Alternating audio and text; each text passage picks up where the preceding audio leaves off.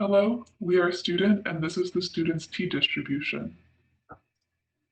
Today we will be talking about the student t-distribution's properties, history, and we will provide a real-world example as well as a cheat sheet. First, we will begin with properties.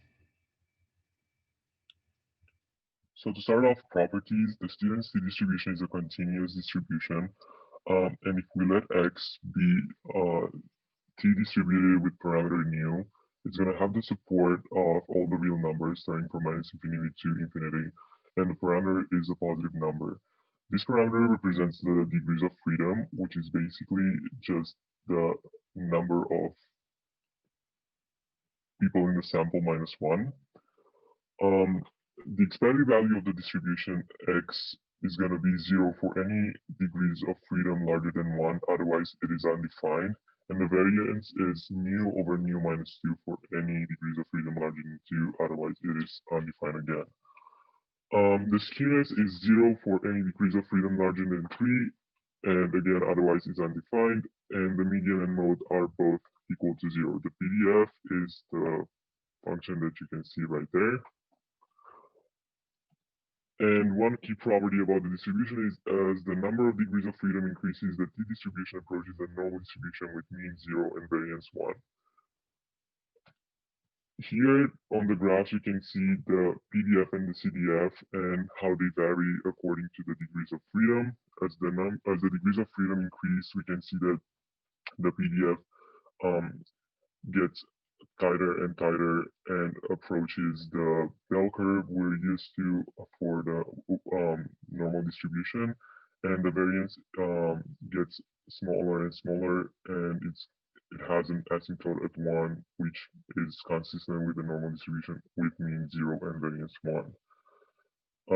And for the CDF, as the degrees of freedom increase, it just gets steeper and steeper. Next, we will be discussing the history. Founded by William Seeley Gossett, Gossett worked at the Guinness Brewery in Dublin, Ireland, and he tried to find the quality of hops that went into brewing.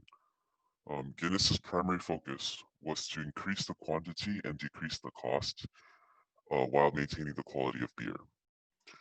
Guinness initially determined which hops to use based on their looks and fragrance, but this selection process was not accurate at all, so Gossett aimed to improve this process. He believed that the best way to determine the quality of hops was by calculating the proportion of soft and hard resin in a batch of hops.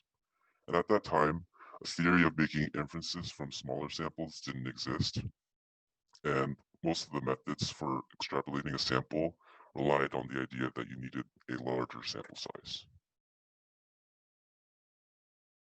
Gossett's goal was to understand how much less representative a sample is when a sample is small.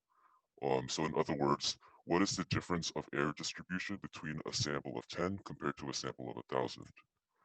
So he had to figure out how many observations of malt extract, a substance used in beer, were necessary to be confident that the extract was within zero point 0.5 degrees of the targeted goal. And after testing the accuracy of the small sample, he noticed that as he included more observations, there was a higher chance of the extract to be within zero point 0.5 degrees. And Guinness insisted that Gossett publish his findings under a pseudonym so competitors wouldn't know Guinness's brewing techniques. So as a result, Guinness chose to write under the name Student. We will next be discussing a real-world example of the student's t-distribution. Assume that the pizza delivery times for New York pizzerias average 30 minutes and is normally distributed. Suppose we randomly sample 20 pizzerias. We find that the sample's mean delivery time is 25 minutes and a standard deviation of 5 minutes. In this case, we can use the student's t-distribution with these parameters. There is a sample size of 20 pizzerias with the degrees of freedom of 19. You take the total sample size and you subtract 1 to get the degrees of freedom. There is a sample mean of 25 minutes and a population mean of 30. There's a standard deviation, a sample standard deviation of 5.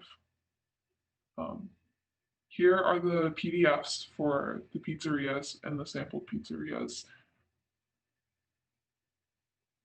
Here are the CDFs for the sampled pizzerias. Other real-world examples that the student t-distribution can be used is especially when you have a small sample. It's also can be used for confidence intervals, such as finding the quality of hops for making beer, industrial quality control, and estimating an unknown parameter. It's commonly used for the IQ test, height and weight, and blood pressure. These are our sources.